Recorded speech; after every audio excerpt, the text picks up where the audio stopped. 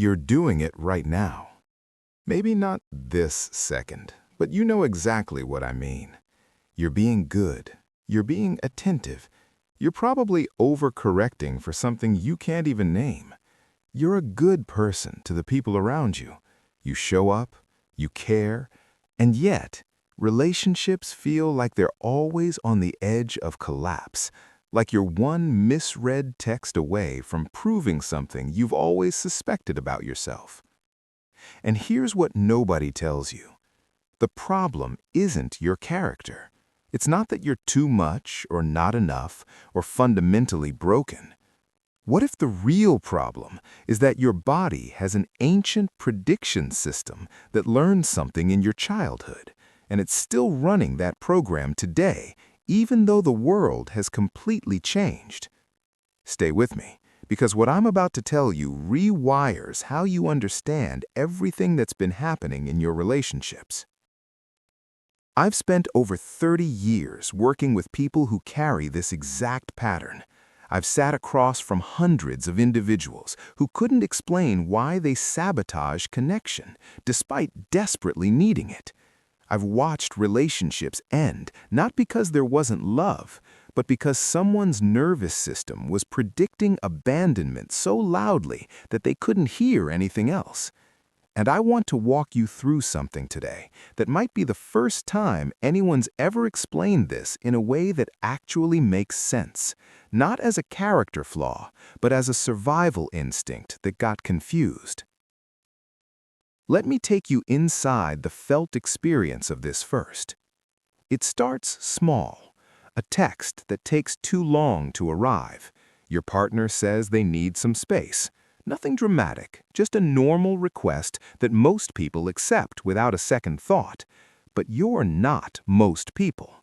And the moment that text doesn't come back within the time frame you expected, something shifts inside your body. Before your mind even catches up, before you've thought a single thought about it, your nervous system is already speaking. It's not words, it's a sensation. There's a tightness, a contraction. Maybe it's in your chest or your throat or that specific part of your stomach that seems to always know something bad is coming. Your body doesn't think they're probably busy. Your body thinks, this is it. This is how it starts. And then you do what you've probably done 1,000 times. You check your phone. You reread the conversation. You look for evidence. Was there anything in the last exchange that could have upset them? Did you say something wrong? You scroll back, you reinterpret. What seemed like a normal sentence earlier now looks like it had an edge to it. What seemed like casual interest now looks cold. Your mind is trying to solve a puzzle that your nervous system already decided was dangerous. Here's where it gets cruel. You recognize that you're doing this. Some part of you is watching yourself spiral and thinking, this isn't logical, this is irrational. They probably just put their phone down. But recognition doesn't stop it. It just adds a layer of shame on top of the anxiety. You're now anxious and frustrated with yourself for being anxious. You're stuck in a double bind where the harder you try to think your way out of it, the more trapped you become. Let me tell you what's actually happening beneath all this. When you were young, safety and connection weren't guaranteed. Maybe one parent was unreliable, maybe both were. Maybe there was actual abandonment, a parent who left, who couldn't show up, who was emotionally unavailable. Or maybe it was subtler than that. Maybe the message was, your needs are too much, your feelings are too big. Connection is conditional on you being small enough, quiet enough, good enough.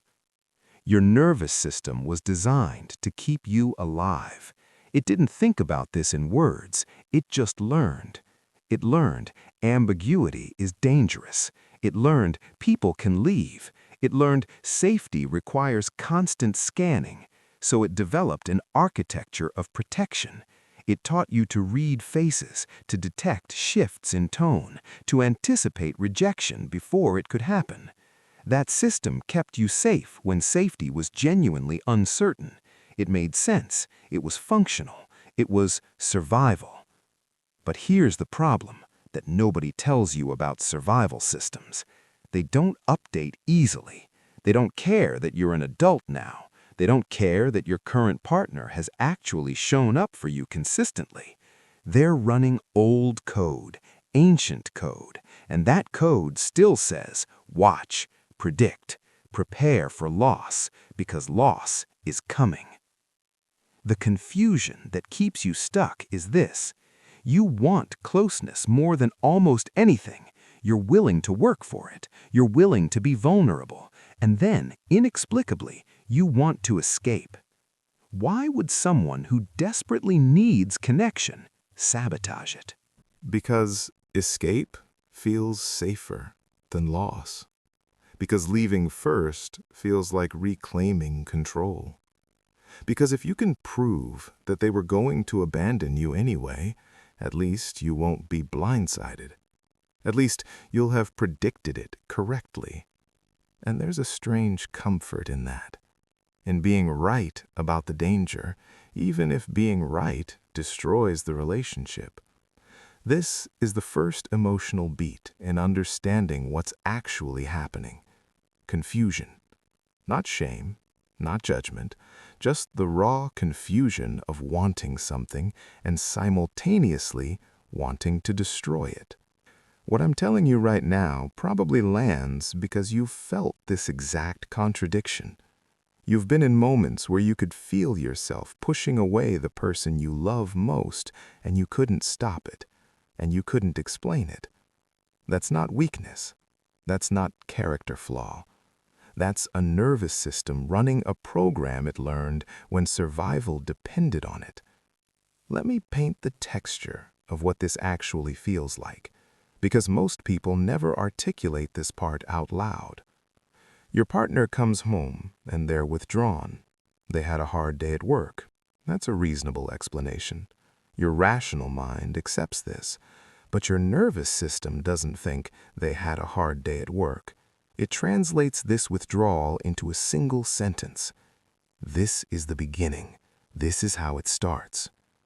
You've seen this pattern before, not in your current relationship, but in your childhood. When a parent shut down, when they became distant, that distance meant something was ending. Connection was fraying. So your nervous system starts matching their mood. You become withdrawn too. You create distance to match the distance you perceive, as if this will somehow protect you from the inevitable rejection. Your partner notices. They ask what's wrong. You say nothing. You try to act normal, but you're not normal. You're half braced for impact. Then there's the texting dynamic. Your partner is out with friends. It's fine. You understand that people need space. But then 40 minutes pass without a response. 40 minutes shouldn't trigger anything, but it does. Your internal dialogue spirals across a landscape. They're busy becomes they're not thinking about me, becomes they're losing interest, becomes I've done something, becomes this is ending. And here's the thing, this spiral happens in seconds. Not consciously, your nervous system is doing mathematics at a speed your conscious mind can't track, and it's reaching conclusions that feel absolutely true in the moment, even though they're based on almost no actual evidence. You might not even tell your partner about this spiral. You might just sit with it. You might text something casual to test whether they respond faster to you than they did before. You might start looking at their social media, scanning for signs that they're happier without you. You might unconsciously start building a case that they're leaving. And when you do this, you're not actually trying to destroy the relationship. You're trying to manage your own terror. An argument happens. You get into a disagreement about something small, maybe about plans, or something they said that hurt your feelings. To most people, an argument is an argument. It happens, it gets resolved, connection reconnects. But in your nervous system, an argument is a preview of abandonment. This is your partner showing you their anger. This is what comes before they leave. So instead of the argument feeling like a normal conflict that can be repaired, it feels dangerous. Even when you're making up, there's no peace. The relief is temporary. You're bracing again, waiting for the next sign that they're pulling away. And then there's intimacy, closeness, physical or emotional vulnerability. For most people, intimacy is the cure for disconnection. But for you, intimacy is actually dangerous because you've learned something that others haven't. Closeness, historically, meant greater pain when it was withdrawn. If someone loved you a little, losing them hurt a little. But if someone loved you completely and then left, the pain was catastrophic. So sometimes you pull back from intimacy. Sometimes you create distance right at the moment when your partner is trying to be close. Not consciously, your body just does it. Your nervous system is saying, don't get too close. The pain of loss will be proportional to the depth of connection. Let me tell you what this costs. There's a fatigue that most people don't understand unless they've lived in a nervous system like this. It's the exhaustion of constant vigilance. You're not just living your life, you're constantly monitoring. You're reading subtext in every message. You're analyzing tone. You're tracking mood shifts. You're running calculations about safety that never quite compute. By the end of the day, you're depleted. Not because you've been working hard or solving problems, but because your nervous system has been running a threat detection system for 8 hours straight. And the cruelty is that this fatigue doesn't come from outside stress. It comes from inside your own body. Your own system is exhausting you. Your own protection mechanism is becoming a prison. And there's also shame, deep shame. Because you know intellectually that your partner probably isn't abandoning you. You have evidence to the contrary. You know they show up. You know they care. But knowing something in your mind and feeling something in your body are completely different. And the gap between them creates self-judgment that becomes its own form of torture. Why can't I just trust? What's wrong with me? Why am I like this? My partner shouldn't have to manage my anxiety like this. I'm too much. The shame is layered, because even as you're experiencing the anxiety, you're judging yourself for experiencing it. You're aware that it doesn't make sense, and that awareness makes it worse, not better. Because now you're anxious and ashamed and frustrated with yourself for not being able to control something you fundamentally can't control through willpower. This is the daily theater. This is what it's like to live inside a nervous system that's always half convinced that the person you love is about to leave. And if this is resonating with you right now, I want you to understand something crucial. This isn't a character flaw. This isn't weakness. This isn't neediness or insecurity in the way that word usually means it. This is a nervous system that learned something true once, that people could leave, that connection wasn't guaranteed, that abandonment was real, and it never unlearned it. Here's what I want to reframe for you, because this changes everything about how you relate to this pattern. The invisible enemy in your relationships isn't you. It's not your personality, it's not poor communication skills or emotional weakness or the fact that you're too needy. The invisible enemy is your nervous system's protective strategy that was once adaptive and is now misfiring in contexts where it doesn't apply. Early in your life, when your nervous system was being formed, when you were small and completely dependent on the people around you for survival, your system learned some very specific lessons. Maybe it learned them through actual abandonment. Maybe it learned them through inconsistency. Maybe it learned them through emotional unavailability. But whatever the circumstance, the lesson was the same. Safety is not guaranteed. Connection is unreliable. I need to watch for the moment when this falls apart. Your nervous system isn't stupid. It's not broken. It's actually incredibly intelligent. It picked up on real patterns in your environment. It saw what it needed to see. It learned what it needed to learn to survive. But here's the thing about survival systems. They're conservative. They're pessimistic. They assume that if something bad could happen, it probably will.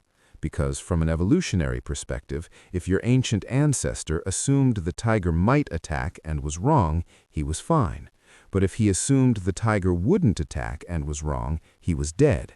So the nervous system is wired to err on the side of caution, to predict danger, to prepare for loss. Now you're an adult. Now your partner isn't your parent. Now you have agency, choices, the capacity to leave relationships that are genuinely harmful. But your nervous system doesn't care about these new facts. It's running old software, and that software was designed for a different context entirely. A partner's need for independence triggers the same alarm as childhood abandonment did. A text message that takes an hour to arrive triggers the same threat response. A partner needing time alone triggers the same prediction system. The nervous system isn't trying to be difficult. It isn't trying to sabotage your relationship. It's trying to protect you from pain that it already knows too well. It learned that lesson once, and it decided never to be blindsided again. Here's where it gets really cruel. You can often feel this happening as it's happening.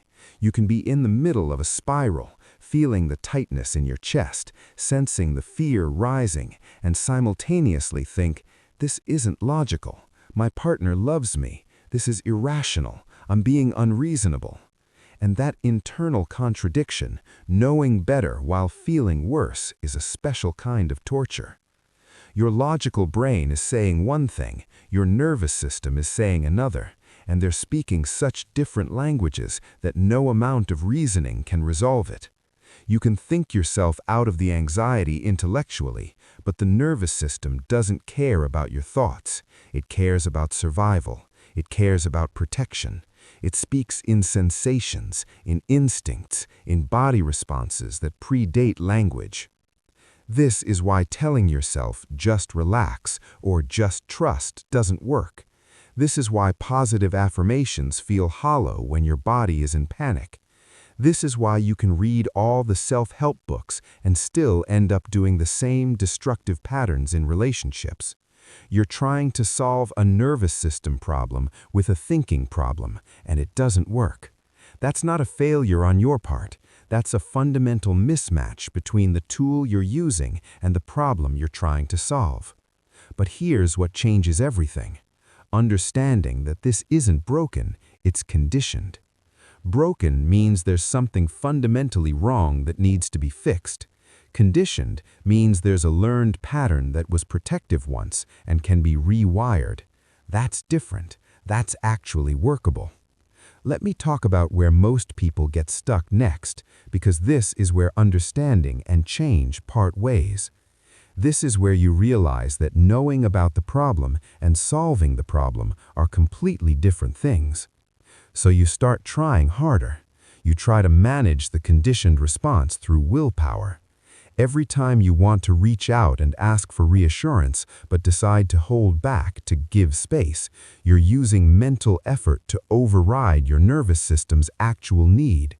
You're trying to force your nervous system to do something it fundamentally wasn't trained to do. And this effort, this constant mental overriding of your own needs, is exhausting. Every time you notice yourself spiraling and try to just think rationally, you're fighting biology. You're trying to reason with a system that operates below the level of reason. And you might win some of these battles. You might manage not to text in panic. You might manage not to create the conflict you're anticipating. But the cost is internal. You're running a constant war inside your own nervous system. It's not dramatic. It's not like you're crying or breaking things. It's quieter than that. It's the low-level exhaustion of someone who understands the problem but can't seem to solve it. It's the frustration of knowing that there's a version of yourself that wants to be secure, that wants to just let your partner have their own life without interpreting it as a threat, that wants to feel peaceful in the relationship. And that version of you keeps losing to the conditioned nervous system. And then something happens. The frustration that's been building internally starts leaking outward. Because it's hard to sit with your own nervous system for so long without looking for external explanations. If only your partner would be more reassuring, if only they would understand what you need from them, if only they would be more attentive, more responsive, more present, if only they hadn't been so emotionally unavailable at first, setting off this whole cycle, if only you'd had a different childhood, if only. The frustration creates a search for external solutions to an internal condition. And this is where so many people get stuck. They start demanding more reassurance from their partner. They start accusing their partner of not caring enough. They start creating conflict, testing the relationship, almost trying to prove that the abandonment their nervous system is predicting is actually going to happen. All of this is an attempt to externalize an internal problem, to make the world match the threat level the nervous system is signaling. Your partner, who might be trying their best, suddenly feels like they can never do enough, because the void they're trying to fill isn't actually about their behavior, it's about your nervous system's prediction. And no amount of reassurance changes that, because the threat isn't coming from your partner's behavior, it's coming from your nervous system's ancient learning. So the relationship often becomes a tragic cycle. You need reassurance because your nervous system is terrified. Your partner tries to provide reassurance, but because the fear is internal and not external, no amount of reassurance actually resolves it. So you keep needing more, and your partner keeps trying to give it, and both of you get increasingly exhausted and frustrated because the need itself is infinite. It's like trying to fill a bucket with a hole in the bottom. This is the trap of trying harder. This is where effort becomes counterproductive. This is where you might actually push away the very person you're trying to hold on to, not because you want to, but because your nervous system decided that the only way to survive a predicted abandonment is to abandon first. And I want to pause here and say something that might be the most important thing I tell you today. This isn't your fault, but it is your responsibility. That distinction matters. Let me take you to the moment that actually changes things, not the moment you decide to be better, not the moment you commit to changing, but the moment that precedes decision, the moment of raw, undeniable awareness. Shift the perspective from frustration to regret. Regret is quieter than frustration. Regret has a different emotional texture. It's not angry. It's not even self-punishing. It's just clear. It's the moment when you realize what the pattern has cost you. Maybe you're lying in bed next to your partner, and they're asleep, and you're running through the conversation you had earlier. You can feel the walls between you. You know with absolute clarity that some of this wall is because of their limitations, but a significant portion of it is because you couldn't trust, couldn't be still, couldn't let them just be themselves without interpreting every shift as rejection. And in that moment, you're not angry at yourself. You're not trying to fix yourself. You're just aware of the cost. Or maybe you're in your car driving home, and you realize that you've just ended another relationship. And you can trace the pattern. You were terrified they were leaving, so you found evidence of it, so you created the conflict, so you pushed them away first, so they eventually left, so your prediction came true. You've just spent months manufacturing the exact abandonment you were terrified of. And the regret of that lands differently than the shame of it. The shame would be, I'm a bad person. The regret is, I've just created the exact outcome I was trying to prevent. There's also the regret of the self you haven't been able to become. There's a version of you, maybe you've glimpsed her in moments, maybe you've seen her in other people, who can receive love without immediately searching for the exit, who can let a partner have their own life without interpreting it as rejection, who can sit in a moment of disconnection without spiraling into certainty about ending. That version of you exists in potential, but the nervous system activation has blocked access to her. There's grief underneath this regret, grief for the childhood that created this, Grief for the relationships that couldn't survive it. Grief for the years spent in this loop. Grief is different from shame because grief accepts that something real was lost. Grief doesn't blame, it just mourns. But here's something crucial. That grief is clarifying. From a place of grief and clear regret, something shifts. Not a decision to fix yourself or do better, not a resolution or a commitment, but a shift in how you're relating to the problem itself. You stop asking, why am I like this? What's wrong with me? How can I be more secure? And you start asking, what is my nervous system protecting me from? Why did it learn that abandonment was a real threat? What would it take to teach it something different? This is the turning point. This is where you move from being the problem to being curious about the problem. This is where the nervous system stops being your enemy and becomes something you're in relationship with, something you're trying to understand, something you're trying to help. The moment you stop fighting your nervous system and start listening to it, everything changes. Not because the anxiety goes away, not because you suddenly become secure, but because you're no longer operating from self-judgment. You're operating from something closer to compassion, and that changes what's possible. I want to talk about the actual psychological shift that needs to happen here, because it's not what most motivational content tells you. Most people, when they start to understand this pattern, try to be better to themselves. They try to be more secure. They try to manage the anxiety. They try harder. And that effort itself is part of the problem because it's still coming from a place of self-judgment. It's still, I need to fix this broken thing. The awakening is different. It's understanding that the nervous system isn't your enemy. The nervous system isn't trying to ruin your relationship. The nervous system is trying to protect you from a pain it already experienced. That's not a character flaw. That's the job of the nervous system. That's function. Ancient, misfiring, but functional. From this place, something shifts in how you relate to the anxiety itself. Instead of, I have abandonment anxiety that I need to fix, the understanding becomes, I have a nervous system that learned to predict abandonment, and now that prediction is running in contexts where it doesn't apply. That's not just a semantic difference, that's a completely different relationship to the experience. The shift from, I'm broken, to, I'm conditioned, opens a door that shame had locked. Because broken suggests you can't change. Broken suggests you're fundamentally flawed. Conditioned suggests that learning can happen again. It suggests that a nervous system that learned one thing can learn something else. It's slower, it's less dramatic, it's not a fix, but it's real. And this understanding actually changes the internal dialogue in daily life.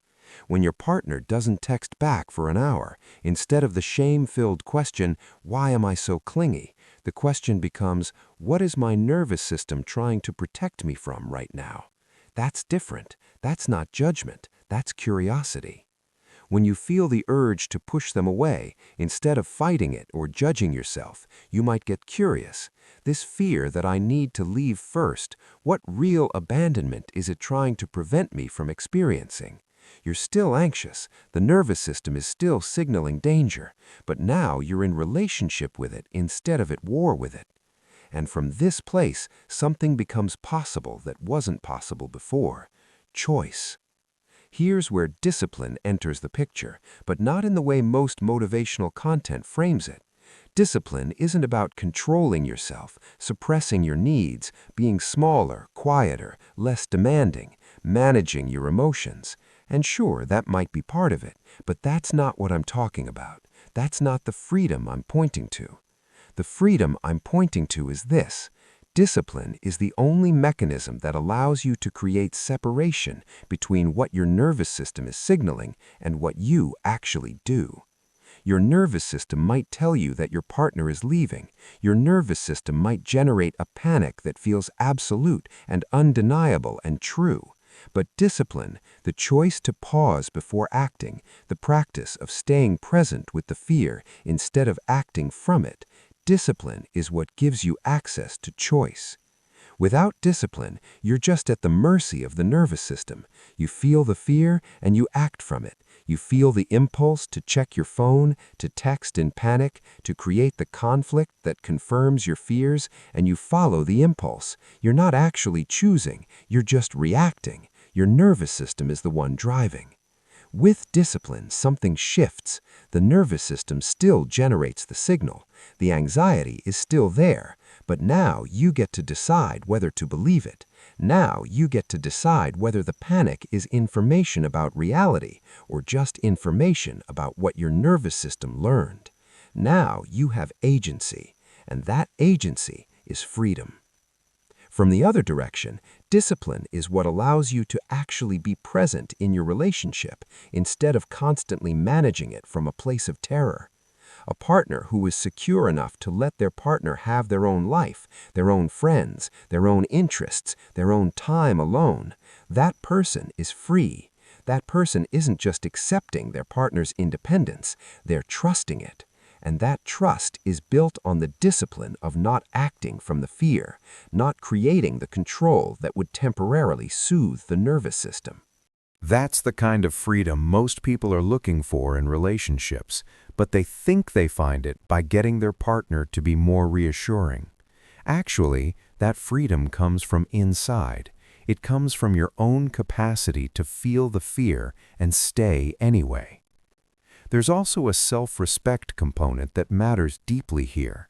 When you practice discipline, when you choose not to follow the impulse of the nervous system, when you choose to stay conscious, when you choose to make deliberate decisions instead of just reacting from ancient conditioning, you're demonstrating something to yourself. You're showing yourself that you're not just at the mercy of your own wiring. You're showing yourself that you have choice. You're showing yourself that you matter enough to do the harder thing. That kind of self-respect isn't something you feel if you're constantly following your nervous system's impulses. You feel it when you're strong enough to not follow them. Not because there's anything wrong with the impulses, but because strength isn't about suppressing the impulses. Strength is about choosing whether to follow them. And this rewiring doesn't happen overnight. Let me be clear about that. Every time your partner has their own life and you don't interpret it as a threat, you're creating new neural pathways. Every time your partner is distant and you don't create conflict to regain connection, you're slowly teaching your nervous system something new. Every time you feel the panic rising and you stay instead of fleeing, you're building evidence that safety is possible. The nervous system doesn't forget the old programming. It never will. Someone who learned abandonment might always have a part of them that predicts it. But the nervous system can learn that safety is also possible, that connection can be reliable, that people can come back, that distance doesn't always mean departure. This is the slow rewiring. This is the kind of change that's real but not dramatic, that's lasting but requires constant practice. That's freedom, but it doesn't feel like the freedom you expected. But it's the only freedom that actually holds. It's the only freedom that comes from inside. I want to speak to something before we close, because this is where people often get confused about what I've just described. You might think, okay, so the solution is just to feel the anxiety and stay anyway? And yes, and no, because the truth is more subtle than that, and I don't want to oversimplify something that's actually quite complex. The practice of sitting with the fear and choosing differently, that's real, that's necessary, but it's not the whole story. Because sitting with fear while trying to override your nervous system is still a form of control. It's still a fight. And often the nervous system will just get louder, more demanding, more creative in how it tries to get you to act. The real shift is when you stop fighting the nervous system and you actually listen to it, when you get curious about what it's trying to tell you, when you understand that the fear isn't wrong, it's just misfiled. It's appropriate caution in the wrong context. It's real protection that's being applied to situations that don't require it. So the practice becomes feel the fear, understand what it's protecting you from, acknowledge the real abandonment or inconsistency that created this learning, and then, from a place of understanding, choose whether the current situation actually requires this level of protection. Sometimes the answer is yes. Sometimes your nervous system is reading a real threat. Sometimes your partner is actually showing signs of leaving. Sometimes your instinct is correct. And part of maturity is learning to distinguish between the false alarms and the real ones. But often the answer is no. Often your partner is just tired. Often the silence is just space, not abandonment. Often the distance is independence, not rejection. And the practice is learning to tell the difference. This is where the real discipline lives, not in suppressing the response, but in slowing down enough to gather more information, in asking questions instead of assuming answers, in being willing to be proven wrong about the danger. Because the freedom you're really looking for isn't freedom from anxiety. It's freedom to stay present long enough to discover that the threat you predicted didn't happen. Before you go, I want to say something about where you go from here, because I'm going to tell you something most motivational content won't tell you. You're not going to fix this overnight. Your nervous system is not going to suddenly be secure. The anxiety isn't going to disappear. Years from now, if your partner is consistently late, or if they go through a period of withdrawal, or if life gets stressful, the old fear might spike again. That doesn't mean you failed. That doesn't mean the work didn't work. That just means you have a nervous system that learned something deep, and that learning doesn't vanish because you now understand it intellectually. Healing attachment trauma isn't about positive affirmations. It's not about better communication techniques, though those might help. It's not about finding the right partner who will finally make you feel secure, because no amount of external reassurance changes what's internal. Healing is about slowly, patiently teaching a nervous system that was shaped by real abandonment or inconsistency that safety and connection are possible now. That takes time. That takes presence. That takes a kind of discipline that looks a lot like self-respect. And if this message is landing for you right now, I want to invite you to something. Not to fix yourself, not to do better, but to get curious, to ask yourself some real questions. Where does this land for you? What relationship are you in right now where this pattern is playing out? Is it a romantic relationship, or is it with a family member, a friend, someone you depend on? What would it mean to stay conscious in that relationship, even when the fear is telling you to flee or to control? What would it mean to feel the anxiety fully, to understand what your nervous system is protecting you from, and then to make a choice despite what you feel? What relationship could you have if you were willing to let your partner be human, to have their own life, their own needs, their own capacity to grow, without interpreting that as abandonment? These aren't rhetorical questions. These aren't questions meant to shame you or motivate you. These are real questions, and they deserve real time. They deserve you sitting with them. They deserve you being honest about what you're willing and not willing to do. And here's the thing. If this content has resonated with you, if you felt seen in what I've described, then you owe it to yourself to go deeper with this.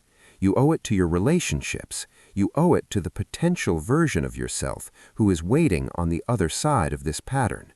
Which is why I want to invite you to subscribe to this channel, because what I'm teaching here is grounded in 30 years of clinical psychology, in real work with real people, in the actual mechanisms of how change happens. And I'm going to keep showing you the path, not the quick fix, not the hack, but the actual, real, difficult, beautiful path of becoming someone who can receive love without predicting loss. Subscribe because the next video is going to take you deeper into the nervous system work. I'm going to show you the specific practices that actually rewire these patterns. I'm going to walk you through the exact moment where most people get stuck and how to move through it. I'm going to give you language for understanding your own experience in a way that doesn't shame you. This isn't about motivation, this is about understanding, and understanding is the first step towards something actually changing. So the question I'll leave you with is this: are you willing to stay conscious of your abandonment anxiety, even when it's screaming at you? Are you willing to feel it without acting from it? Are you willing to let your partner show you, through consistent presence, that they're not going to abandon you, even when your nervous system insists they will? The answer to that question is the entire game. And if you know the answer is yes, then you know what to do next.